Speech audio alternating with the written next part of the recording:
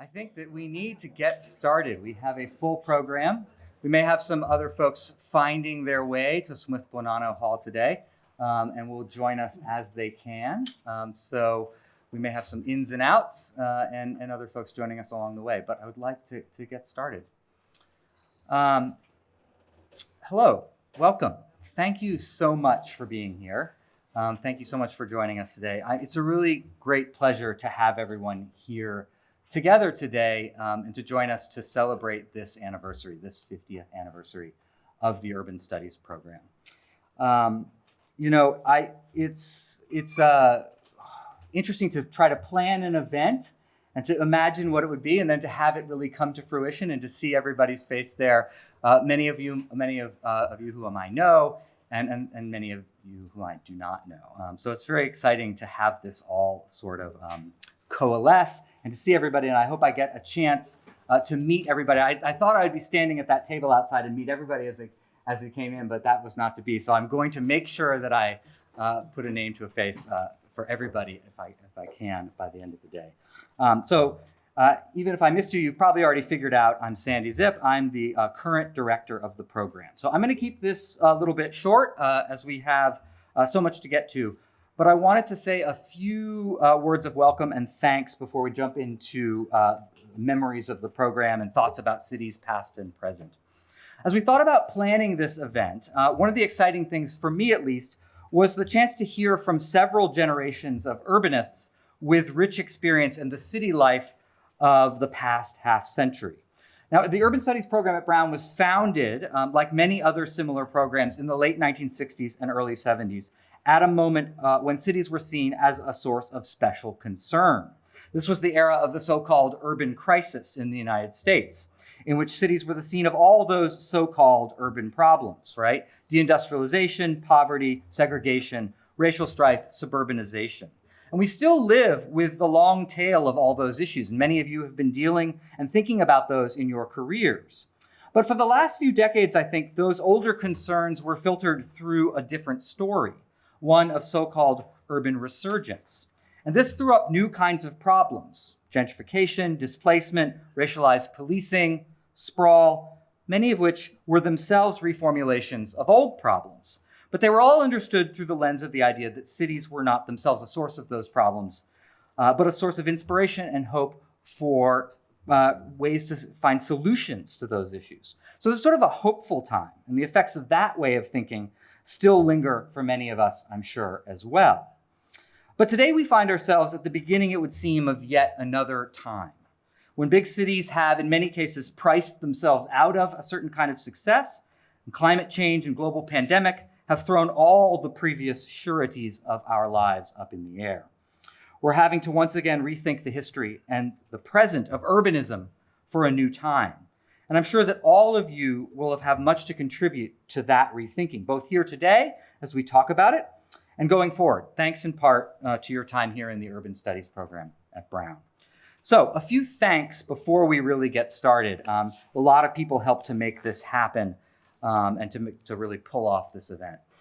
Thanks to the Brown Career Lab and Jim Amspacher, who I think will be joining us at some point here, for their financial support of this event.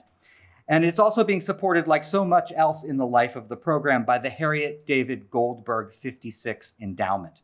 We can't thank the Goldberg family enough for their support of the program over the years. Thanks to our indefatigable, I knew I was going to mess up that word, administrative staff, Jeff Cabral and Matt Roth. Many you will have definitely talked with Matt on email, for all their work to make today happen. Thanks also to Kaylin Pack, who will graduate in 2024, a bunch of our other fine concentrators who you met out front, Nitzaya Schiller, Sophie Rubenstein, Toby Arment. You'll see them a lot more as they'll be circulating around today. Thanks to Fireworks Catering and to Brown Facilities for their work behind and in front of the scenes, without which we could not be here today. I'd like to thank one of my predecessors, my direct predecessor, Dietrich Neumann, for reminding us all that this anniversary was on the horizon. The pandemic delayed our celebrations, but given that the program had a long liftoff, as we'll hear from Steve Cowell today, beginning in some fashion between 1968 and 1971, and then formally coalescing in 73 and 74, we are still right on time. The other thing I want to do here is acknowledge the faculty who are here with us today. And I hope I can ask them to please stand up and give a wave in case you all want to buttonhole them. Later on, you'll know who they are. If you don't remember them or they weren't around when you were here or some other non-configuration of time didn't work out. This is one of the joys of this event is realizing that many people overlapped, but then some people didn't overlap at all, and it's all very confusing to me. But so let's recognize a few of a few of my colleagues, particularly people who are here and have helped us. A special thanks to Lauren Yap, Director of Undergraduate Studies. She's in the back there. She needs to stand up. Who helped me strategize this event and much else these last couple of years, her first two with the program. We'll be joined at some point here today by Rebecca Carter and Josh Bishevitz. I don't think they're here yet. Ken Wong is here, right here. Ken, stand up, please. I'm going to make everybody stand up. I think at some point here along the way, Bob Azar, professor of the practice and deputy planning director here in Providence, will be joining us. So he's not here yet, but we'll also be joined by Kurt Teichert, who's an affiliate with Environmental Studies. I see that Robert Self, affiliated with History, is here. We have Marion Orr here in the front, who was also director of the program between 2006 and 2008. We have Dietrich Neumann, who was director between 2014 and 2020. And I bring greetings also from Howard Chudikoff and Jim Marone, who couldn't be with us today. And we're also lucky to have several emeritus faculty, all former directors of the program too. So Hillary Silver here in front, director between 2010 and 2014. Patrick Malone, director between 2008 and 2010. And Vernon Henderson, who was probably at some point director for life, I imagine, as he was director quite a bit between the 80s and the 2000s. And Vernon is here down front. All right, so thanks to all of them for their contributions over the years to the life of the program, and many more people that you'll be hearing about today from the reminiscences of our panel. All of you will have benefited from them at one time or another, I know, and I have as well. So enough from me, let's hear from you. We have, as you know, an exciting lineup. You have brief bios in your program that you got coming in for the entire panel. So in the interest of time, I'm going to skip further introductions. We are going to hear from our panelists in chronological order, so to speak, from the gravitas and wisdom of Steve and Victoria here, down through Chris and Olga to the callow youth of Alex there at the end. Although I think it's hard to say callow youth about anybody who's been the mayor of a small industrial town in New England. So we will hear more about that.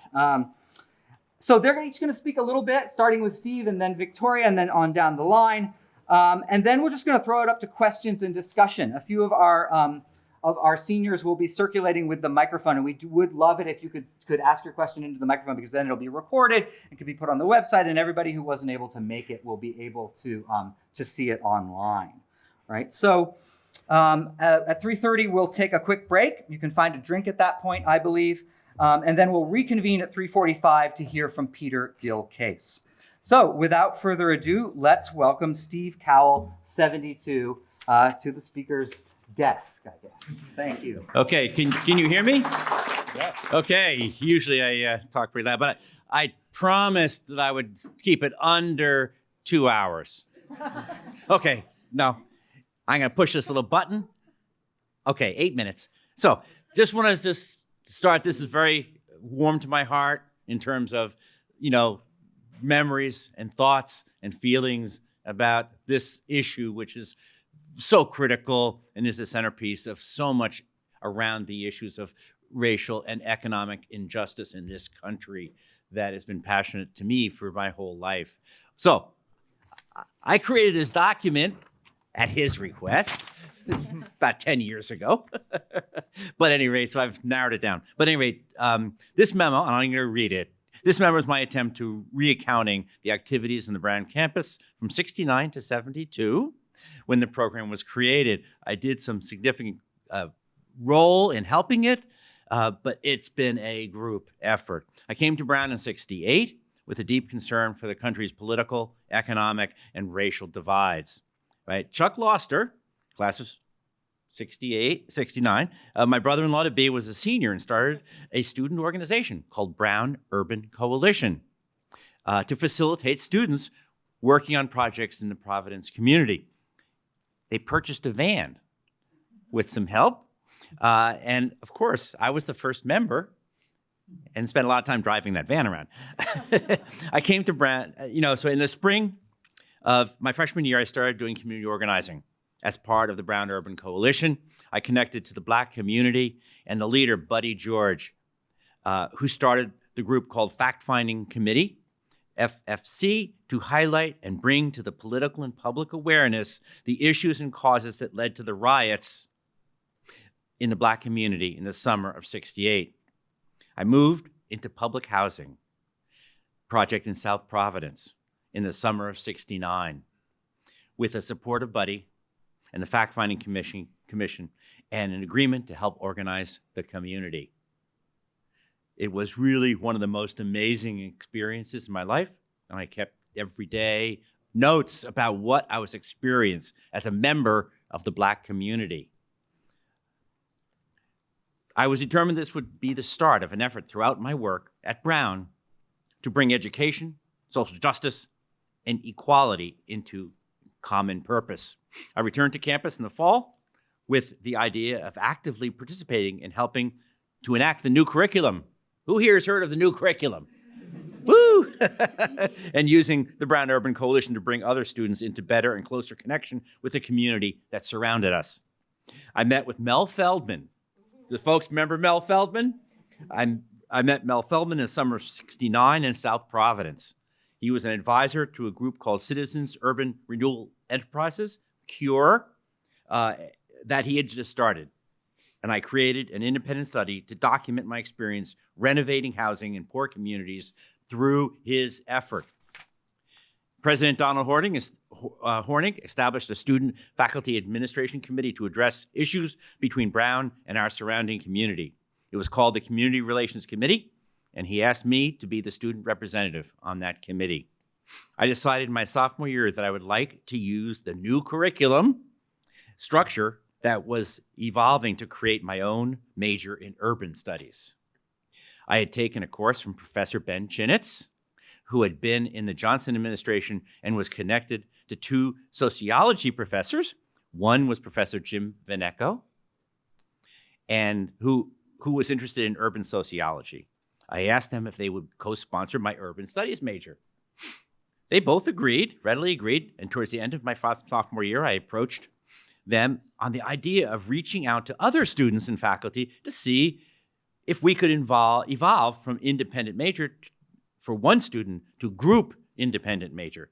Early in my junior year in '71, Professors Chinitz and Veneco and I called a meeting of students interested in creating an informal group major in urban studies.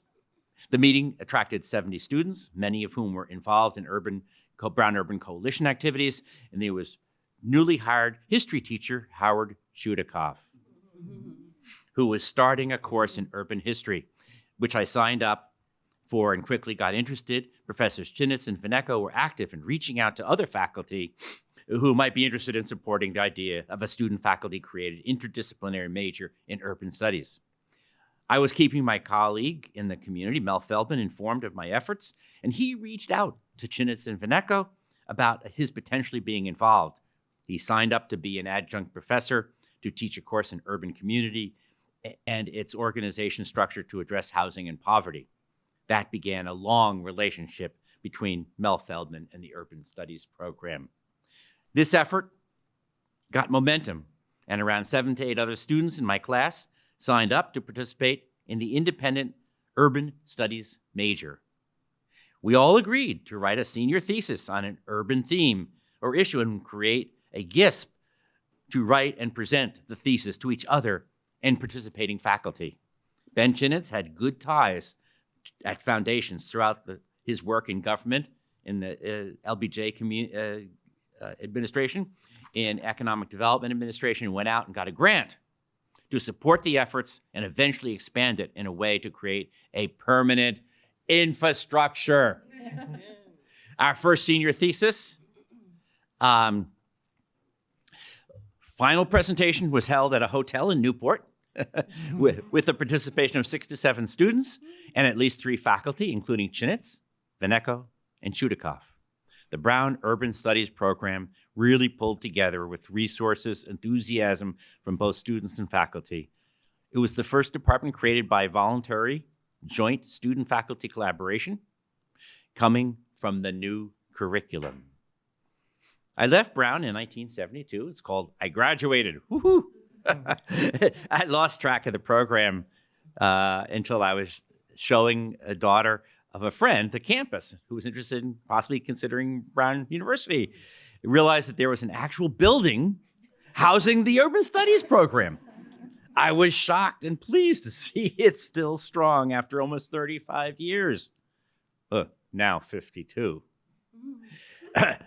Thanks to all the students and faculty who continued the idea of the urban environment as a course of study to address the inequalities, the injustice. And have we solved all the problems? No. But it's evolved. In my life, as some may have read in terms of history, I've stayed doing community organizing my whole life. And I've been doing organizing around climate change. And I've done a lot of work in Rhode Island and 26 states. And that part of climate change issues and efficiency was to deal with economic injustice, because low income and poor people live in lousy housing. We did a study that basically analyzed the health impacts of low income people living in lousy housing with asbestos, mold, mildew, etc. And so that was a passion to say, how do we fix that? And guess what? I told him I could do it under 10 minutes. Well, this is 8 minutes. So I'm 2 minutes ahead of you. So anyway, that's it. That's what the history of my beginning with this great effort is. And thanks to all of you who've kept it going. We have more to do. So I'll turn it over to the young kid here compared to me.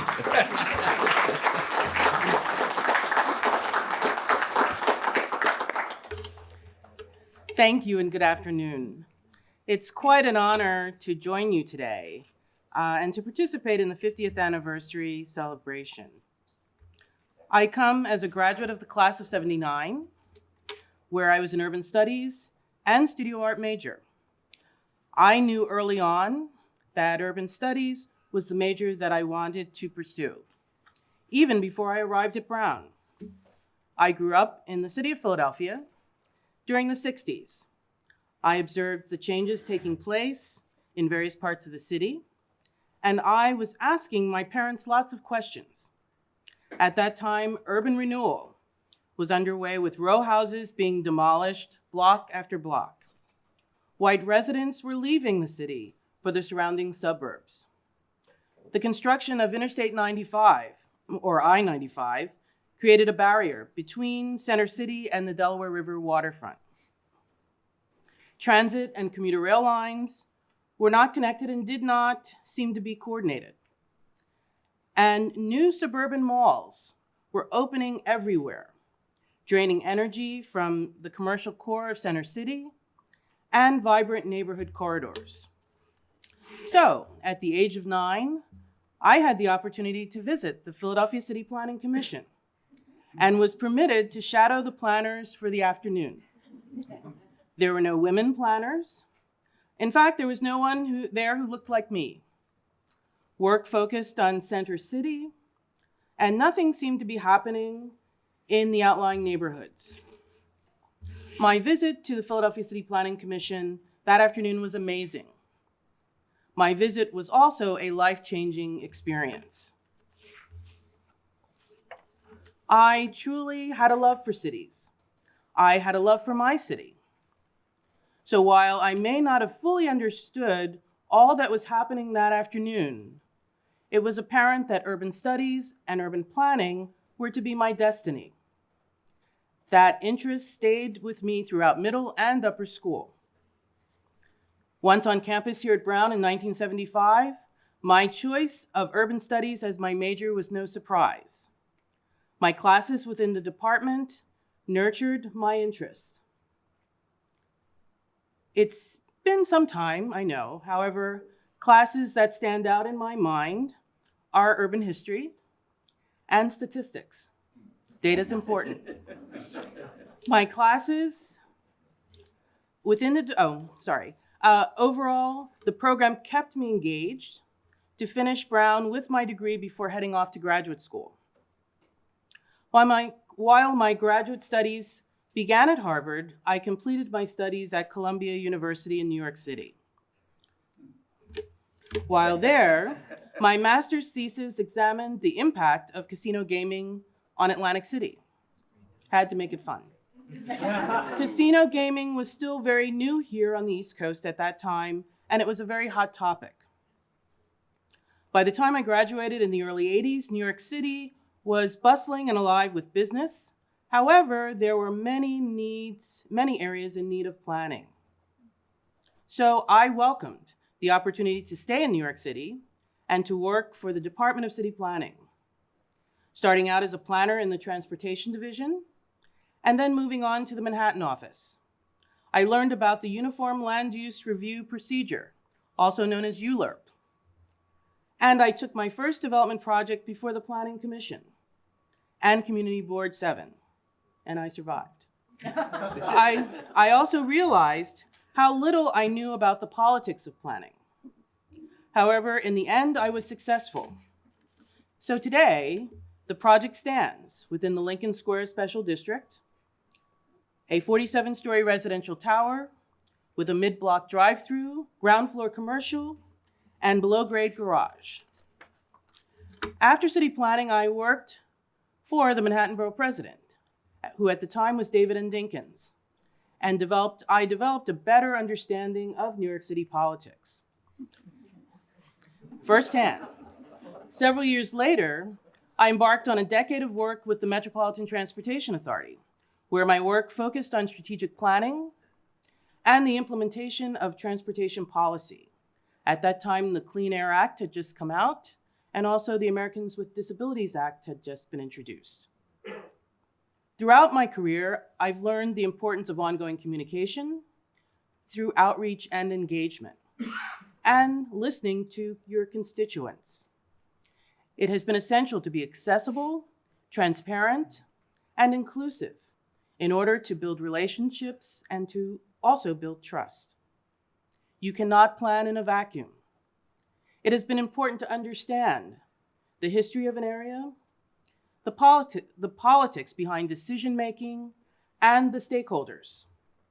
I have valued a comprehensive planning approach, opportunities for collaboration, and recommendations developed in concert with an implementation strategy. These practices were extremely important as I returned to my roots at the Philadelphia City Planning Commission and took on neighborhood planning as part of the mayor's Neighborhood Transformation Initiative in 2000. This was also true 5 years later when I returned to work for Columbia, commuting from Philadelphia every day. The task there was to advance the Manhattanville campus expansion. As an associate vice president for planning and community affairs, I led the team in various aspects of the ULURP review and was an active participant in the state review and the negotiation of a community benefits agreement associated with Columbia's campus expansion into West Harlem. I also addressed other matters of land use for Columbia, from the Morningside campus at 116th Street up to the Bakerfield Athletic Center facilities at 218th Street. My work with professional associations has fostered networking opportunities that have also broadened my understanding of planning issues, challenges, and opportunities. So, for example, the American Planning Association is one association I was active with and became certified as a planner. The Women's Transportation Seminar was also very helpful to me during my career. And more recently, I've been active with the Urban Land Institute.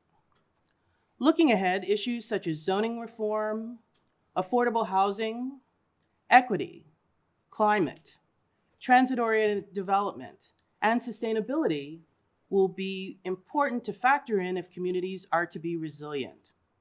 Another relevant issue is knowing how best to use social media, while recognizing that not everyone has Wi-Fi access, even in a metropolis like New York City. So in closing, to major in urban studies here at Brown and my career in urban planning that followed has been an amazing journey. Today, I strive for work-life balance, and my relationship with urban planning continues to be strong and is constantly evolving. With that, I thank you.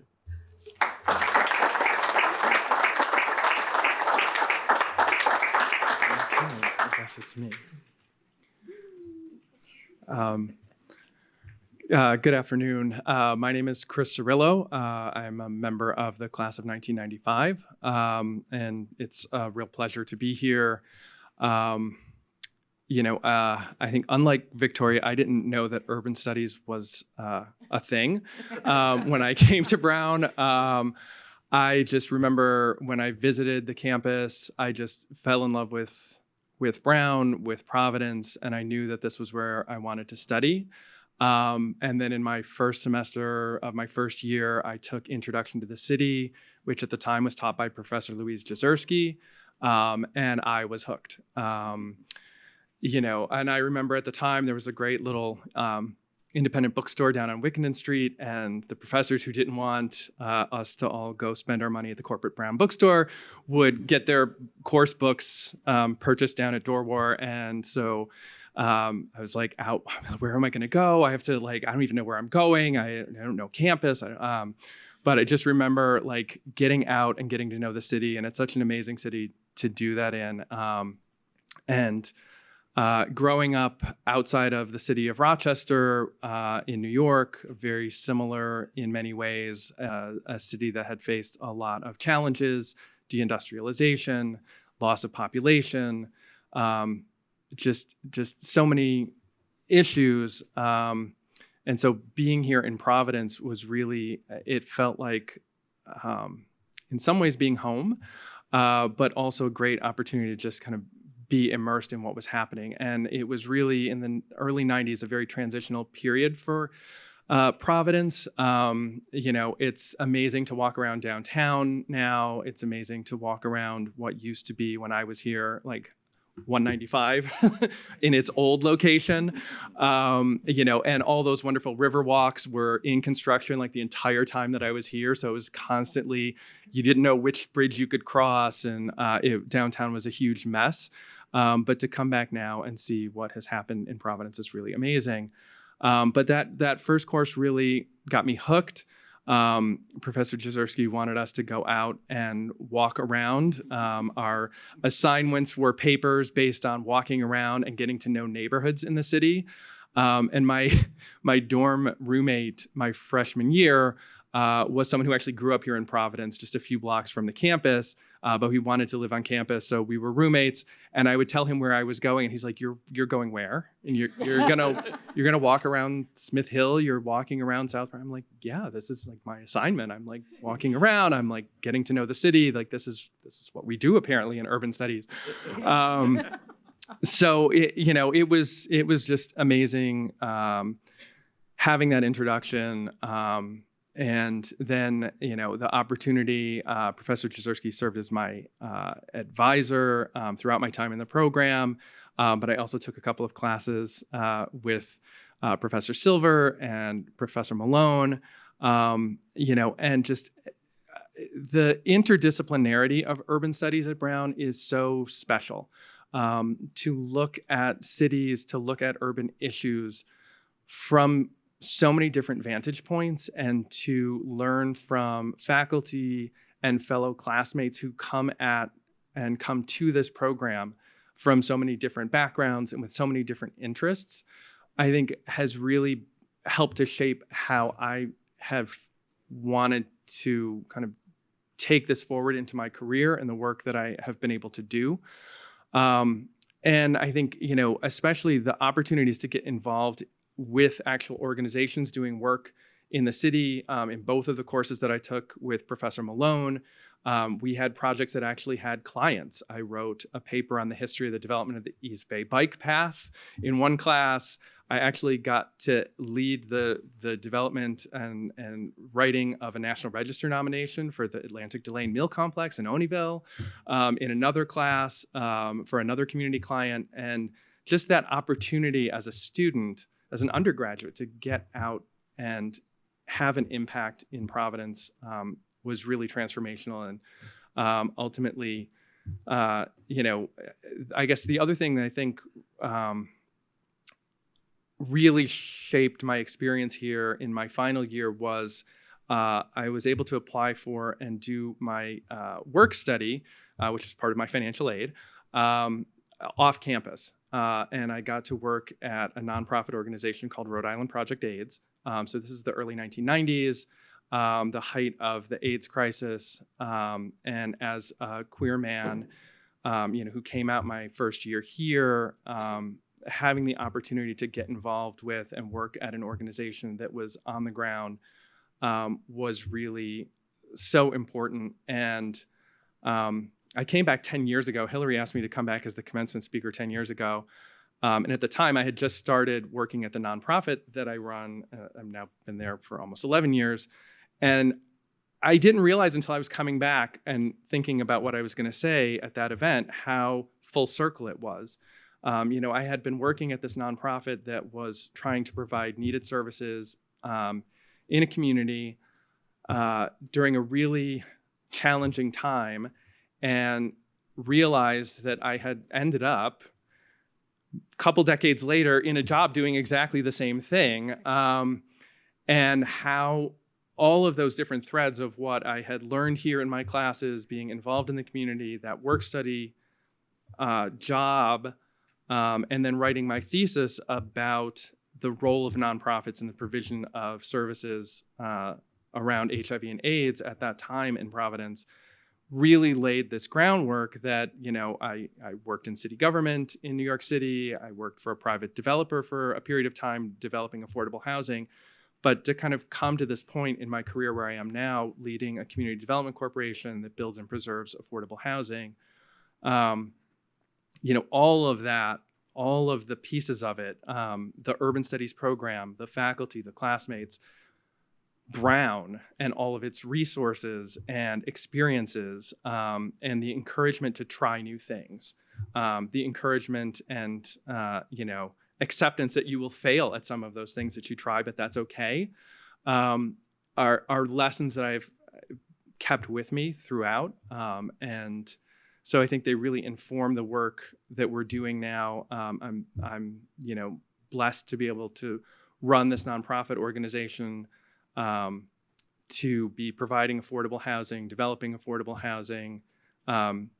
We were stuck at home a lot during the first several months of the pandemic, so we decided to launch a public art initiative.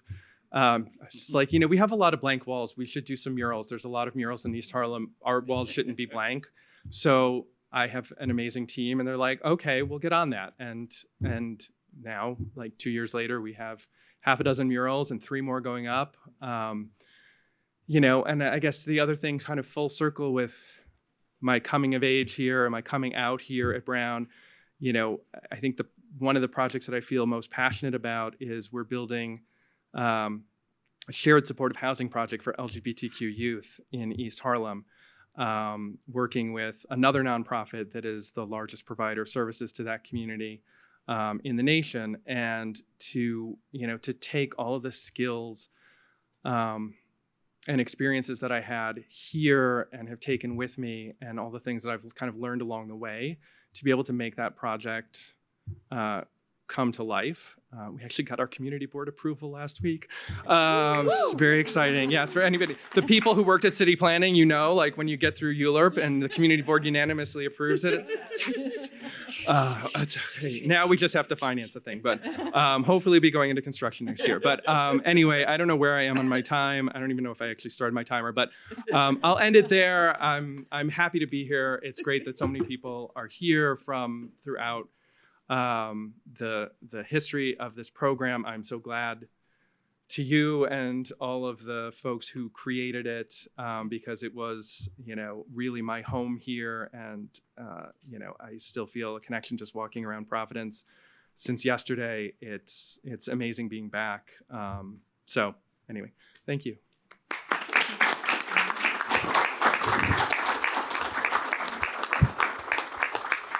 Good afternoon, everyone. Can you hear me? Is this mic working? Okay, great. Wonderful. My name is Olga Abinader. I'm currently the Director of Environmental Review and Land Use Planning at an environmental consulting firm, Matrix New World Engineering. I'm also the lead of the Environmental Social Governance program at Matrix.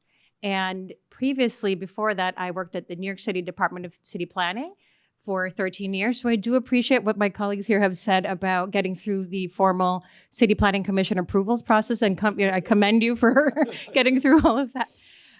Today, I just first of all want to thank my former advisor and professors who are sitting here. It's just amazing to come to Brown again after 18 years and come back home, so to speak. Professor Neumann, Professor Silver, Professor Orr, Professor Malone, you've inspired me tremendously in my career, and it's just been an incredible journey. So I just want to thank you for keeping inspiring so many students and bringing joy and a lot of pleasure to everything that you do in terms of just keeping those classes really engaging and interesting. You've inspired me more than you know. So just want to give them a round of applause. Because educators are heroes.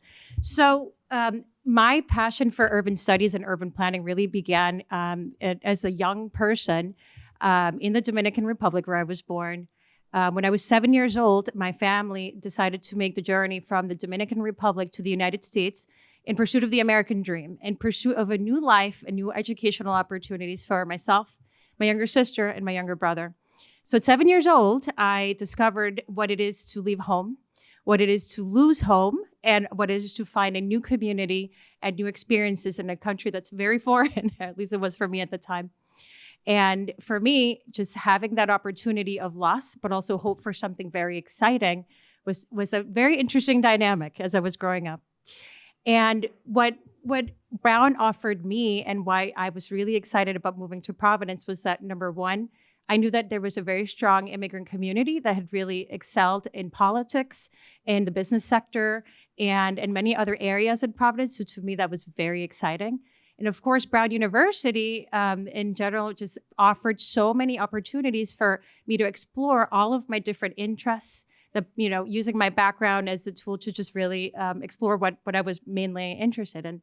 So the curriculum really allowed me to explore first architecture, then urban studies, and I ended up deciding that I would do a joint major in history of art and architecture and urban studies. So I took the courses that were offered by wonderful professors.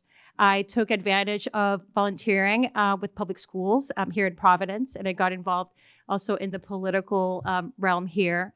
And one of the things that really helped me do was just really find myself. So my colleagues here have mentioned that Brown feels like home. It felt like home to me. I discovered the urban studies program really as a happy accident, and I took as many courses as I could. And to me, this has been one of the best experiences of my life, and it's really influenced my career to this day. Now, today, as a career person in the private sector who did public sector work for a really long time, my goal is to inspire young people to explore everything that they possibly can, all of their interests, get out there, take risks, learn as much as possible, and really give back to those communities that brought them to where they are. So with that, I'm going to keep my comments brief, and I really look forward to your questions and engaging with you. But I'll now pass it off to my colleague here, Alex.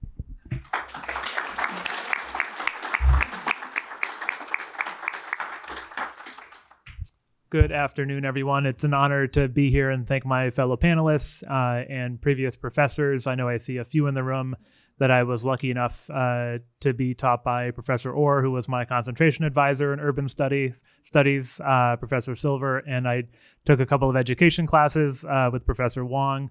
I remember feeling so grateful that I was alongside some grad students in education around those courses, and they became parts of themes of my career when I was mayor, and even today now as the town manager of Provincetown. I'm from Holyoke, which is a small city in Western Mass outside of Springfield, about 40,000 people, but at its peak was upwards of 60,000 people. Had a wave of Irish immigrants after the potato famine. And when I grew up in the 90s as a kid, I oftentimes wondered, there was a dead downtown. 50% of our classmates in high school were dropping out. I remember being a freshman in Holyoke High and had 550 students. And when I graduated 4 years later, there was only 216 of us.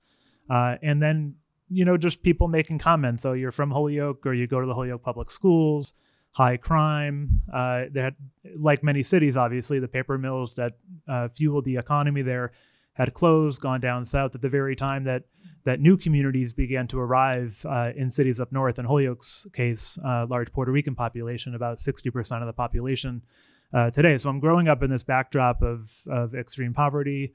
Neither of my parents had graduated from high school, grew up in public housing. And I was fortunate enough to be in a number of programs like Upward Bound, a TRIO program to help first generation college students. And when I visited colleges, Brown was the school in particular that stood out. And so I was a senior in high school, applied early, and luckily got in. And it's one of the best decisions that I ever made. And what was interesting when I transitioned here, and I think being a product of the city of Holyoke, I did have a bit of that imposter syndrome. I went to Holyoke Public Schools. There hasn't been a kid that has gone to Brown, never mind an Ivy League school, in over a decade. And am I prepared to be a student here? And then you get here, and I, throughout my 4 years here, realized that my experience growing up in a city like Holyoke, the fact that I had gotten involved in the Holyoke Youth Commission and was a student rep on our school committee, that I brought to the classroom a lens and experience that other students with different experiences, frankly, couldn't bring. And so for me, one of the biggest contributions of this place has been to see some of the issues that I grew up with and wanted to help change through a different lens, but also bring that experience and perspective to the classroom as well. And when I was a student here, my friends would often laugh because you study here and then you plan what you're going to do for the summer. And so many of our friends were like, "Oh, we're going to go to New York City and a big internship in Washington, D.C. And Alex, where are you going to go?" I'm going back to Holyoke. And they're like, "What the heck is in Holyoke?" And I went back every summer, most long weekends during the holidays. It was just a place that I loved. And I knew I wanted to be involved at some point. And like some of the other fellow panelists, I didn't know there was an urban studies major. I remember coming in thinking I was going to do political science or just public policy, and loved the theoretical, philosophical aspect of political science. But I really wanted to learn there's all of these challenges and problems in our country and in our cities in particular. What are the solutions, and how do we actually practically apply them? And so what a better department than urban studies that is interdisciplinary to work on issues of public health and education and homelessness and housing and things like that. And so for me, I always wanted to use that education and go back to Holyoke. And I studied abroad my junior year, spring semester in Dominican Republic, and I got back summer of 2010. And that was a year before my senior year. And I remember deciding and telling my family that I was going to run for mayor in 2011. And they were like, "Well, don't you have to finish school first?" So my entire senior year, I don't recommend it, because my last semester at Brown, spring of 2011, I graduated in May. I literally arranged my schedule to have 3 2.5-hour seminars one day. So I would drive to Providence in the morning, take all 3 of my classes, and then drive back to Holyoke, because the next few days I was just knocking on doors. I announced my campaign against a 68-year-old incumbent who had been on the city council for decades, and really wasn't running against her, but running against sort of the status quo that, I was 22 years old, I was openly gay, I was more progressive than the average voter in town. But people were sort of tired of the status quo there, that look what the people who have been around forever have delivered on. In that time, people have moved out, businesses have closed, crime has gotten worse, schools haven't improved. And it's time that we do things differently. And so with that in mind, I graduated in May, thankfully, and then won the preliminary in September and the general in November. And the rest is history from there. I became mayor in January of 2012, ended up being mayor for 9.5 years. And you can imagine I was 22 when I took office, had a 15-member city council, majority at large, learned a lot about those issues in my political science classes, and they're all true.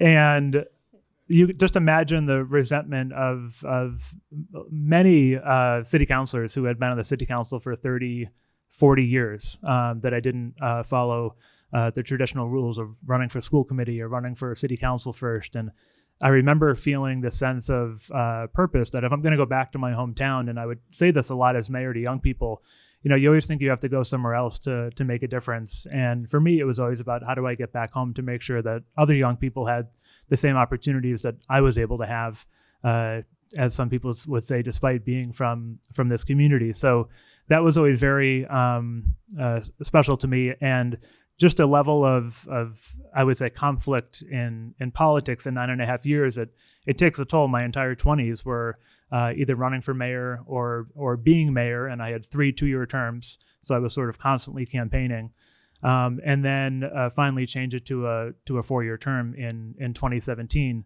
But just the issues you deal with, and I look back, just being here the last 24 hours back in Providence and seeing old professors, just every issue that would come up in the classroom comes up in real life. Thinking about, in Professor Silver's classes about homelessness and housing, and, as mayor, having to deal with the hundreds of homeless families housed in hotels by the state government. Casinos were brought up earlier. That was the first issue I had to deal with. And in 2012, Governor Patrick had just signed casino legalization, and the mayor I defeated was all in on casinos. And I opposed casinos. I thought they were convenience gambling that just sucked money out of the local economy.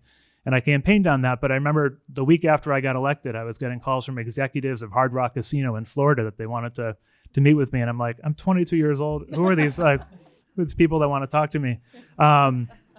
So, casinos education, I remember in Professor Wong's class talking about, should school committees be elected or appointed, and how much control should the state have?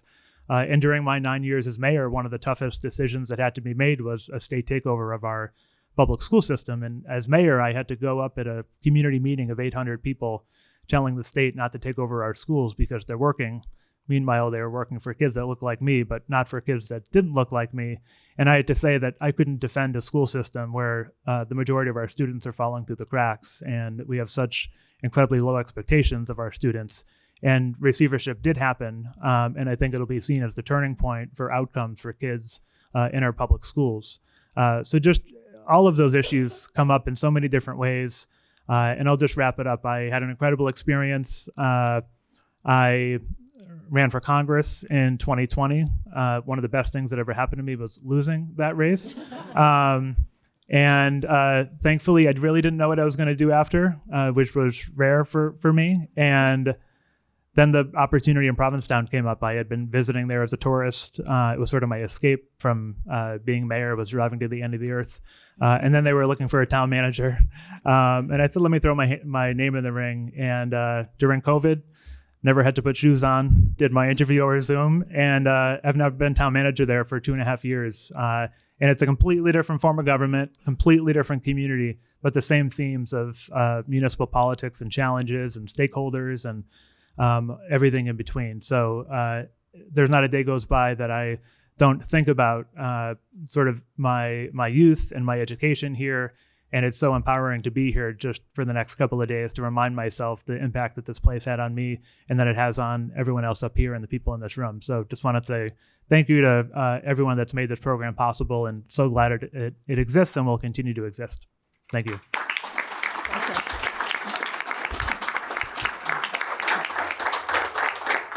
All right, great. This is wonderful. So we have quite a bit of time for questions and discussion. So I'm going to invite everyone in the room to think of your questions now. If we can get our student folks to get the microphones out. Like I said earlier, we are going to having this recorded, and they will be circulating with the microphones. So when I see hands, I hope I'll see them right now, I'll ask that you wait for a mic to arrive before you start asking your question. So the floor is open. Who wants to talk to anyone on our panel about anything? Or the whole panel? Anything is up for grabs. I see Jean Goldstein-Plesser considering a question. All right. Hi, everyone. Jean Goldstein-Plesser, class of 2011. I think one of you mentioned in your introduction how cities are always, or maybe that was you, Professor Zipp, that things are always in a state of change in cities, and that people move in, people move out, neighborhoods change. Given the housing crisis in so many cities right now, and the need for so much more housing production, I think particularly in New York City, where some of you are working, I'm curious about how you think about the balance of neighborhood change, demographic change, with the need for production of new housing, and how the state sort of balances the competing interests that come into play when you're thinking about, how do we build, but how do we also preserve communities and keep things, fair and equitable for current residents? Well, I'll start off as the old geezer here, which is that those are real significant issues, and I've spent a lot of time in a lot of cities all over the country. Because we ran my nonprofit I started ran the energy efficiency work in 26 states, right? So I was running around, and I'll tell you, when I go into a city, whether it's Portland, Oregon, or Portland, Maine, and I see the number of homeless people on streets in every city, it says to me, we have not solved a lot of problems. We have so many more to go. And the change in cities, I absolutely agree. A lot of cities have become, too expensive. The cost of living, and that makes it worse for homelessness, right? So it's not getting easier to find a way to deal with homelessness. It's still bad. So anyway, that's my 2 cents about we have work to do, and that change is, on the one side, many of our cities are getting rebuilt positively, et cetera. I love going into Boston, I must admit it, particularly going to see the Red Sox or Celtics or whatever. Any rate, I'm a Bostonian. Any rate, but, our cities still have tremendous change that we all have to work on. How can we best work to deal with this challenge? Anyone else have to solve this problem for me, please? I'll go next. I'll be brave here. Last week I was actually part of a large conference in New York City that was organized by the NYSAFA. It's the New York State Affordable Housing Association. Don't quote me on that. Maybe I'm getting the name exactly right. And the leadership in New York City and New York State in the affordable housing space spoke specifically about the topic of a housing shortage, and the fact that especially in New York City and New York State, while there is significant support to produce housing, that there are obstacles in the regulatory process that prevent housing production, especially affordable housing. And in fact, there was one statement that was made recently at that same event that said that there were more people with Section 8 housing vouchers in hand, that there were affordable housing units available. So I think one of the things that we really need to consider in these new leaders who are emerging is how to work together in order to help eliminate the red tape, eliminate the process, eliminate the bureaucracy in order to really help with housing production, and especially affordable housing. In the end, it's a supply versus demand issue. So to the extent that we can help government really kind of work together with these housing production and housing suppliers, experts, I think that's going to be very important in order to really get to the next phase of making sure that we're addressing the issue at heart. I'll jump in and say, I think the other thing that we have to tackle is every community has to do their part, and every neighborhood has to do their part. So I work in East and Central Harlem, where East Harlem alone, in the time that I've been working there under the last 2 mayoral administrations, has been rezoned and upzoned for more development at least 3 times. And that's fine. I mean, there are good reasons for doing that. There's great mass transit access. There's available, sites for development. But often the impetus for development in a neighborhood like East Harlem is because, other communities aren't doing their share for creating housing, all types of housing, right? Like, we just need more housing. We need affordable housing. We need market rate housing. We just need more units. And I struggle with, my organization, we have like 600 apartments that are in our development pipeline, another 1,600 that we're working on preserving. And that's all really important. And it's apartments that people in the community desperately need. But people also ought to have the opportunity to move into other neighborhoods as well. So people who want to stay in East Harlem and want to be able to afford to stay in East Harlem shouldn't feel pushed out because new market rate development is coming and because so much development is happening in that one concentrated area. And people who want the opportunity to move into a different neighborhood, whether in the city or in a suburban area, should be able to do that. And we have to get over the hurdle of communities that use their power to stop development from happening, because then it ends up concentrated in places where, they're just become all these spin-off problems. So, in the time that my nonprofit has existed, which is, we're celebrating our 35th anniversary this year, we've gone from vacant lots, vacant buildings, a huge portion of the building stock being owned by the city, taken by tax foreclosure when the city's population plummeted, to the point where people are desperately hanging on. You have people, recent college graduates moving to the city, living in one apartment, and down the hall, people living stacked in bunk beds because that's all they can afford. So we have to find ways to create more housing in more places and get over that roadblock. In response to your question, two thoughts came to my mind. One with regard to Columbia's campus expansion, where we rezoned a manufacturing zone to a mixed-use special district. There were some residential buildings in that area. The university made a commitment to rebuilding or building a new building for those residents. And it didn't happen in isolation. It happened in conversation and consultation with those residents, so that the HPD program, the tenant interim lease program that they were involved in, those terms carried over to the new apartments, so that they are moved from renters to homeowners and did not become displaced. Having worked at the MTA, Metropolitan Transportation Authority in New York, the thought comes to my mind about homeless and entering transit systems and other facilities. There, the need for supportive services, social services are great.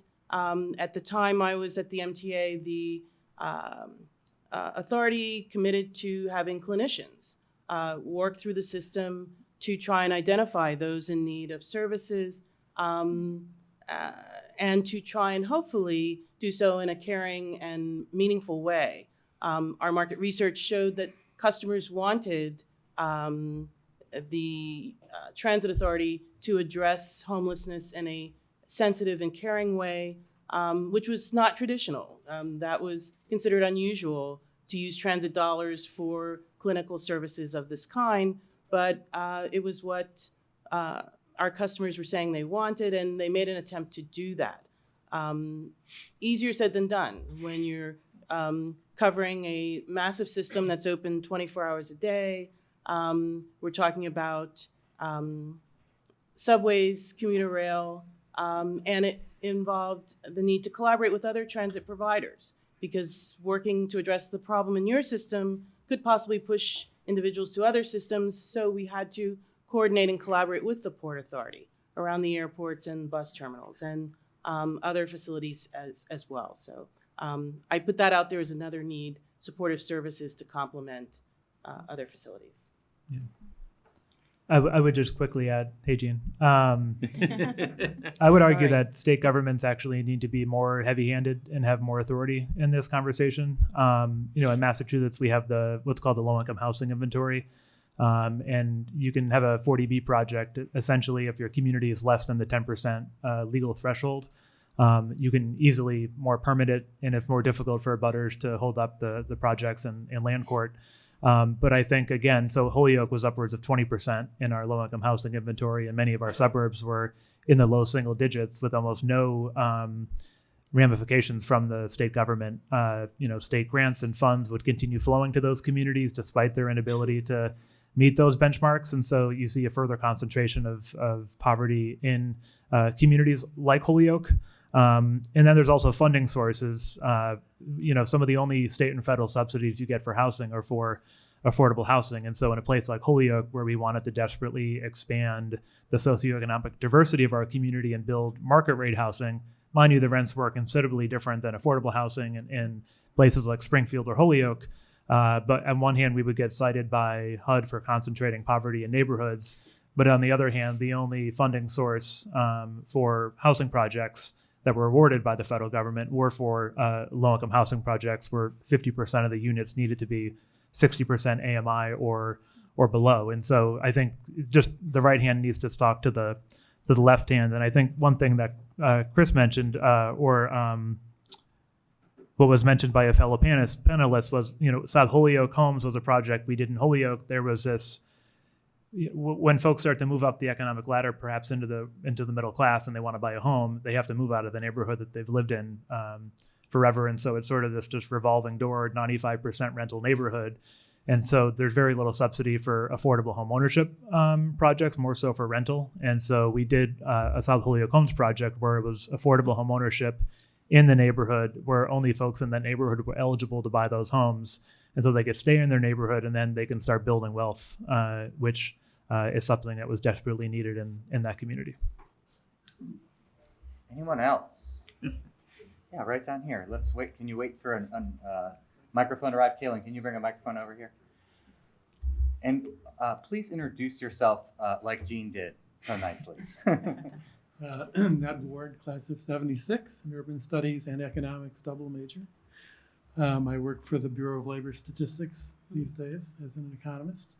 I loved learning here at Brown, working with the professors involved in the program. Then I remember I had a chance to work with as a mayor's intern for Buddy Cianci.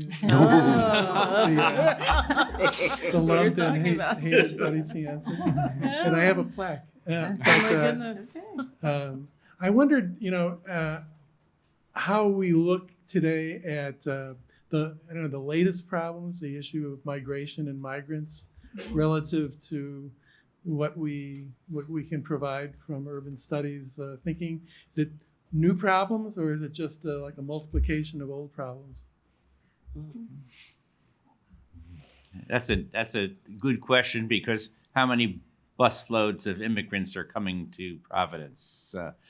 Like they're coming to New York and Boston, et cetera. We are a country of immigrants. That's the fact.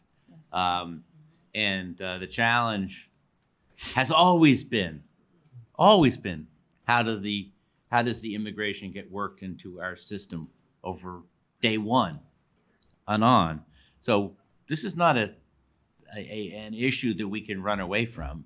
This is an issue we've got to put our arms around and figure out how to solve it, in terms of, on the one hand, immigration has become a very political issue. I hate to say it. But at least we've stopped doing the no Irish need apply rule, right? So this has happened. This issue has been there for a long time. So how do we spend time collectively opening the door in a way that is not disruptive to the families that are? And then the other part of it is my passion. One of the things that I'm really focused on is this thing called climate change. Does anyone here believe that climate change is real? No? Okay, you don't believe it's real. Okay.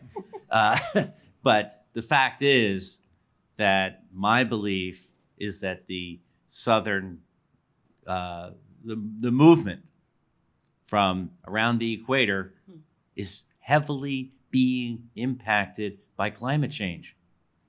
Countries that are down there cannot make food. And in 50 years, my estimate is at least 2 to 3 billion people will have to move from 1,000 miles away from the equator to the north or south to get away from climate change. And it may be too late. How do we deal with that? In other words, we're starting with the difficult. Wait till it gets to be really bad. How do we put 500 million more people into this country because they can't live in areas parts of this world, this planet that we're in. And so I'm sorry, this is tough. I struggle with this. And so I guess a question, how deep do the urban studies programs go into the details of things like immigration, things like obviously housing? The first question was around housing, but there's many more challenges that we're facing. How deep do you feel you can dive into this at the college level, as opposed to waiting for us to get out and just throwing us over into the bucket? Do our best. I think Olga has something to say about this. This is a very challenging issue. I do agree with my fellow panelists said about this being a country of immigrants. I emigrated myself here in 1990.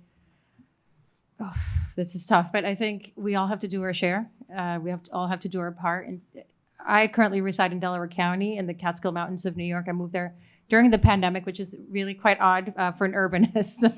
It's a population of 2,000 people, more cows than people where I currently reside now. Very, very much still intertwined with New York City professionally and personally. But Delaware County, I read in the newspaper yesterday, a local newspaper, it declared a state of emergency. Why? Because they know that the local counties are going to experience an influx of migrants from New York City. And they felt that they feel like the community is being threatened because of a lack and a shortage of housing. I think we have to embrace change, overcome the fear of something different coming into the community, and make sure that we're all taking responsibility for doing our part in order to, help these people who are in need. And I know it's a very divisive and political issue, but again, coming from a family that emigrated to the United States, I feel like it's, our responsibility to also help others who will continue to make this country great. Those are my 2 cents. I would just recount Hurricane Maria hit Puerto Rico in fall of 2017, and Holyoke, within the few months of that climate-related disaster, saw upwards of 2,500 Puerto Ricans arrive to Holyoke, mostly through familial connections. And it was a all-hands-on-deck affair. Puerto Ricans are American citizens, and so the process was a bit different than the traditional migrant situations we're seeing now. And I think it's another one of those issues that, depending on the community, depending on its politics and its leadership, divides communities. And so, from Holyoke's perspective, we had a welcome center. We had an orientation every day at noon. We had to open up new classrooms in our public schools. Some families stayed for months, years. Many families returned to the island when it was safe to do so. But we had to be creative. We worked with our health center to make sure folks had their medications. We, even though, again, American citizens, they're Puerto Ricans who were nurses and teachers, their certifications didn't translate. And so we opened up recertification programs. And so I think when, the choice comes, it's people are people, and they need help with the transition. And I think most of the people that politicize or, pit communities against each other are those that are at no risk of losing their own resources or housing. They're oftentimes manufactured, and pit people who are already here that may need housing or assistance against those that are new here that need that same assistance. And you rarely hear that level of opposition and vitriol from the communities that also need help. You hear it from the communities that don't need any help at all. Anyone else? Yes. Yeah, Cody. Nisai, can you get that?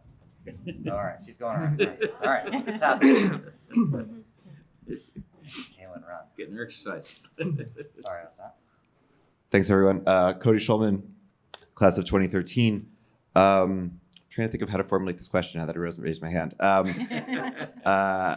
I grew up near Philadelphia of New York parents. At my age, New York was starting. It was on the rise in sort of a general public image. But all I heard growing up was, so much better than it used to be, and it had all these challenges. And cities are so much better than they were. And being a student here in urban studies, of course, we studied problems of the past and problems of the present. But it felt like everything was on the up and up, and everything was at least possible. In a post-COVID world of work from home for a lot of white-collar work and transit ridership still not recovered, and all sorts of other cascading things along with that. I guess how do you all see cities, and is this a downturn? Is this a permanent change, or what are your feelings on that? Well, as someone who was commuting an hour and a half each day from Philadelphia to New York for 15 years and working 1 year remotely, I decided to change that. And that I felt that I didn't want to return to that grind, although I loved the work that I did.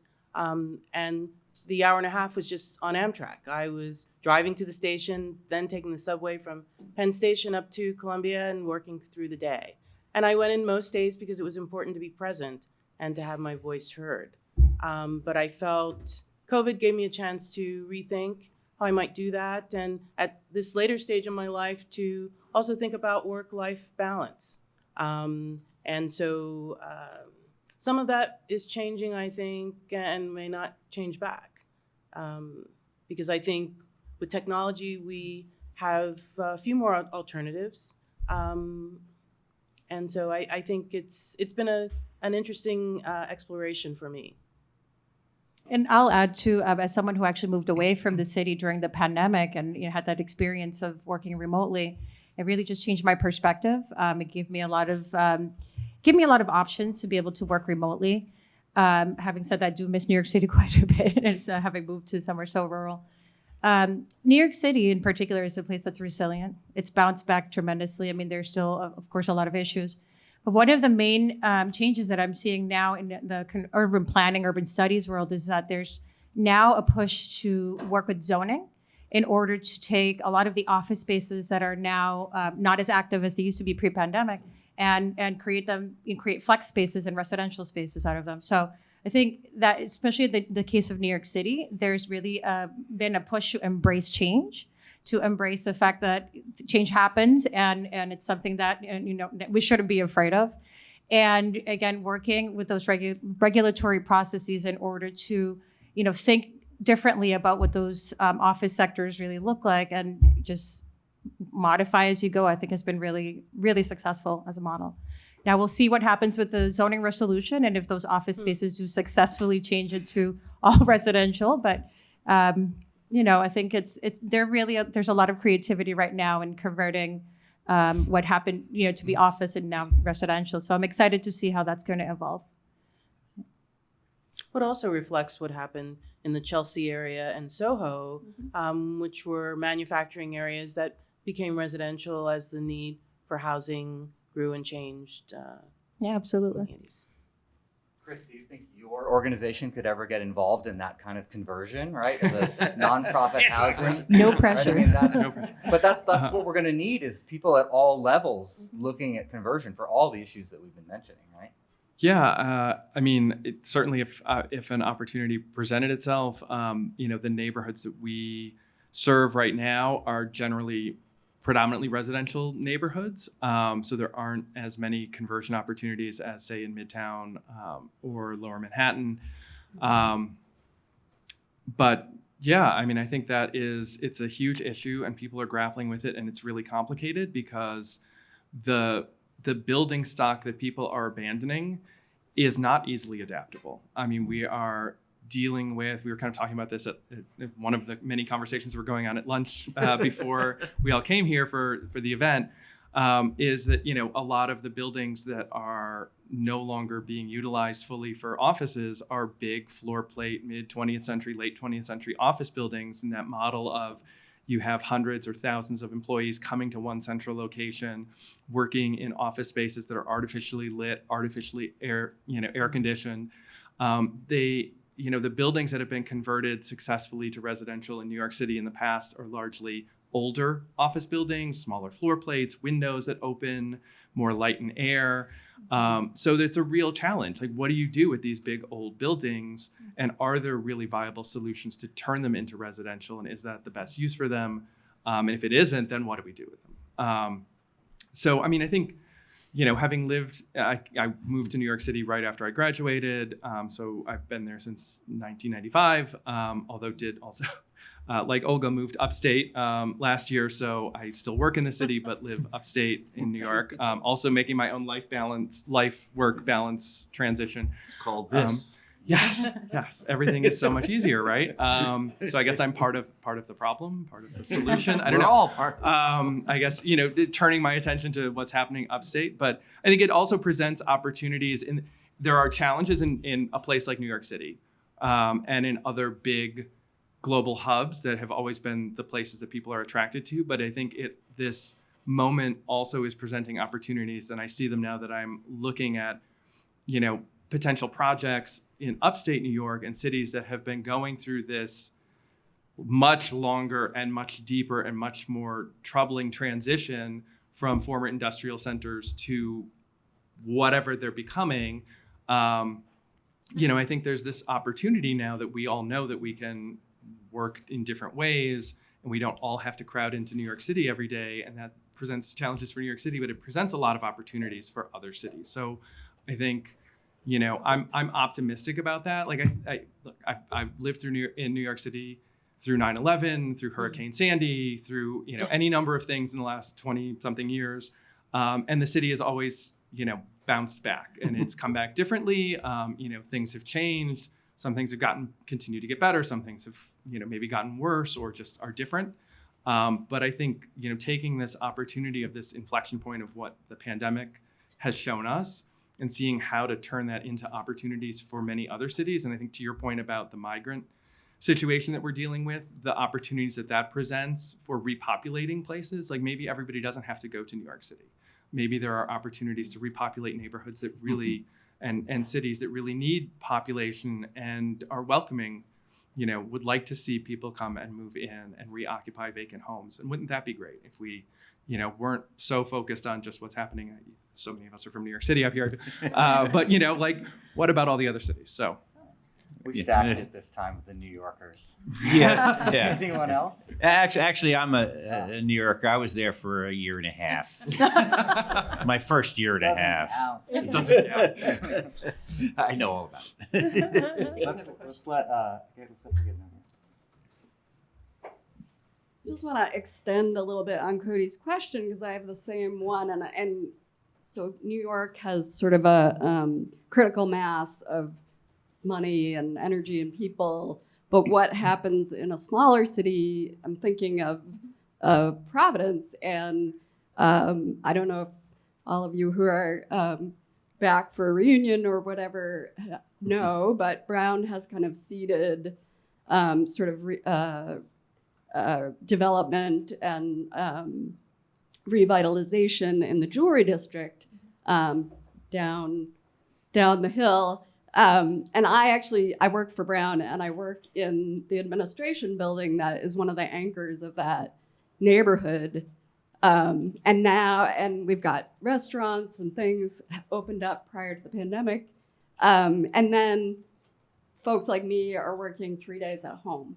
So what happens to the smaller city with less kind of traction when we have this situation? Yeah, welcome to that whole challenge of working from home, meaning, the COVID has created talk about the T word, right? The transition word.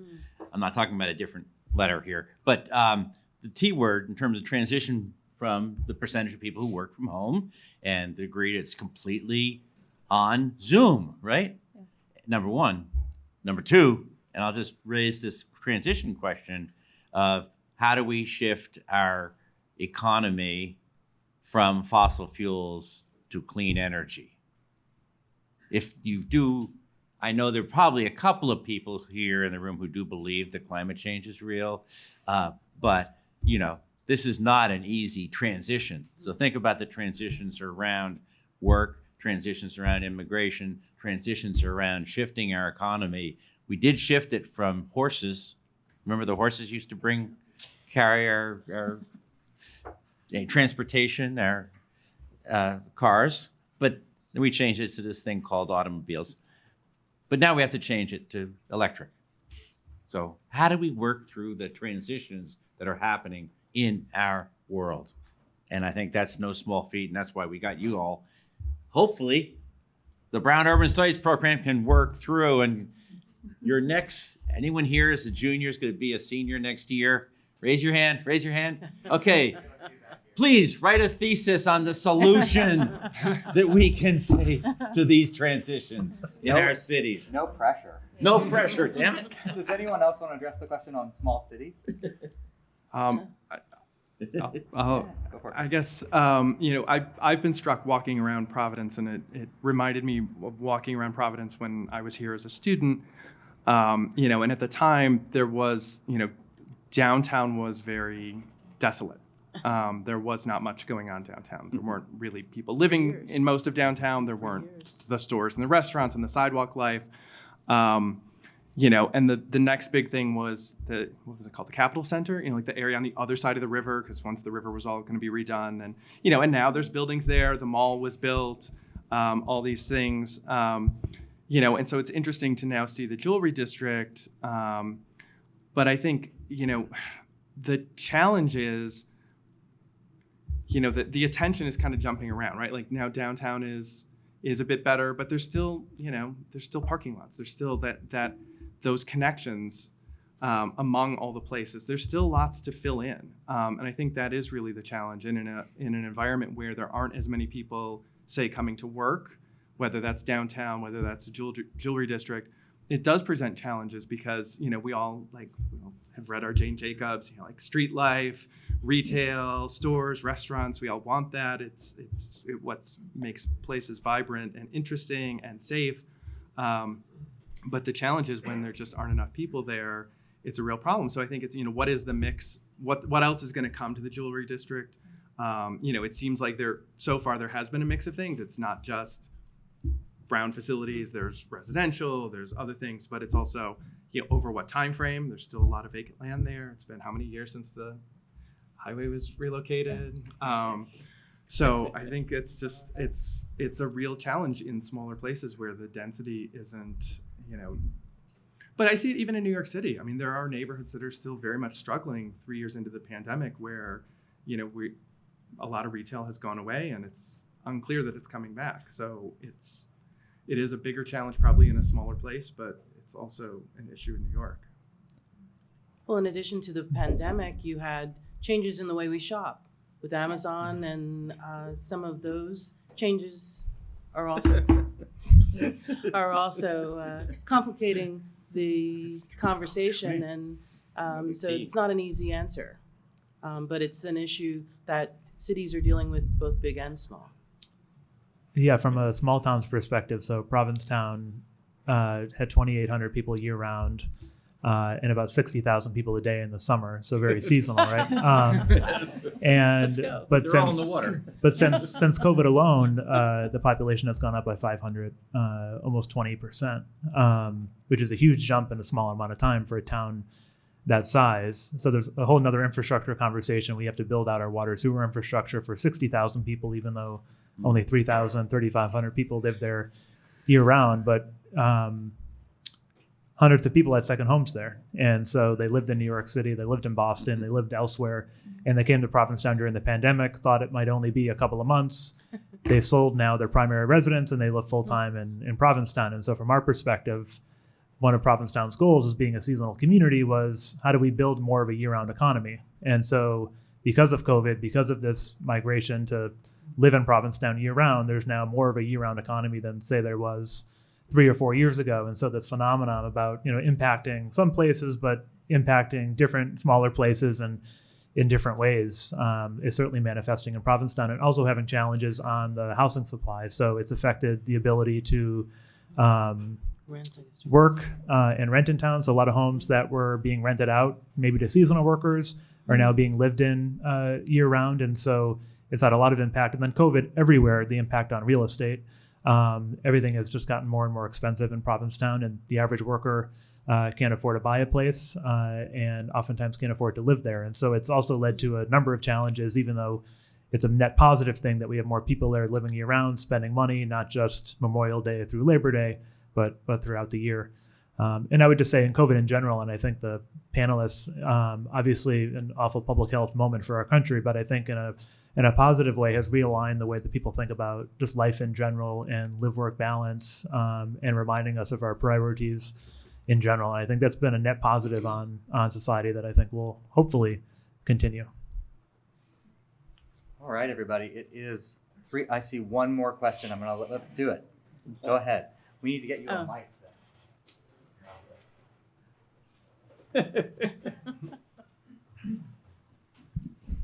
Hi, I'm Ben Wise, class of 2005, alongside Olga.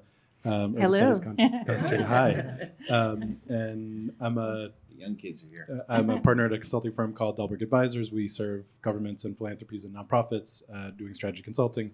And my focus is on housing and homelessness and justice, equity, mobility. My question is about the field. When I was a student, I had this notion of urban planners and then vaguely some other things around the edges that I wasn't quite sure what it was. We have a lot of diversity in the panel, public sector, private sector, electeds, et cetera. What has changed and who has power to bring about change in cities? All right, keep these answers short.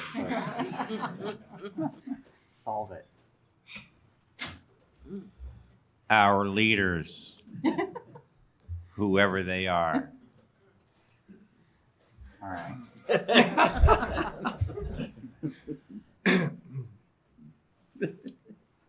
I mean, from my perspective, you've got the pandemic, you've got the climate effects of we've mentioned the hurricanes, the catastrophe. So I think the field has become more challenging. It's become more urgent that we address the issues that we're facing today, from housing to migration to resiliency to climate change. So I think if the field has changed, it's really just become more challenging, and it's really our charge to step up and do what we can as urban planners. That's all I got. Go ahead. I was just going to add, I think collaboration will be important moving forward, not seeing yourself as working alone, but again, pooling resources, information, data, those kinds of techniques are important and helpful, I think, if we're to move forward effectively and efficiently in the future. Yeah, I think once I found urban studies, I think when I was thinking what would come after urban studies, I thought I would get a degree in urban planning, and I never did. But I think, a lot of my career has been involved in the development field and real estate, either for profit or nonprofit or the public sector. So I think in a position where you have the ability, whether it's development or some other field, like to get things done, is really important. And I think that's one of the things that I felt really passionate about and happy about in the work that I've been able to do, is like being involved in actually seeing, even if it's a small thing, like moving the needle in some small space. So. Yeah, I would just say that we need more good people in government, like smart, competent people with good intentions at every level. And so I've seen my 10 years as mayor to my 2+ years in Provincetown, like the smartest, most dedicated people I've ever worked with. And they're not getting headlines, they're not getting the credit that they deserve, but they're the ones that are moving projects through permitting process. They're changing guidelines and bylaws. They're working on climate change, design. And so for people and for students thinking about how they enter the field, think about local government. And that could be the small town of Provincetown. It could be the city of New York City. And these are industries that are oftentimes recession proof. Like, our governments need to exist. And I think the compensation for government employees has started to advance in a way over the last 5 or 10 years that we didn't see for quite some time in terms of professional municipal management. So again, I just hats off to what we call bureaucrats in municipal government, who are the ones responsible really for a lot of the innovative and creative policies that we've been able to advance in recent time. Victoria. I would just add, to complement that, getting out the vote, getting people out to vote, and engaging young people to continue that tradition will be important too. Thank you, Victoria, Steve, Chris, Olga, and Alex. We really appreciate it.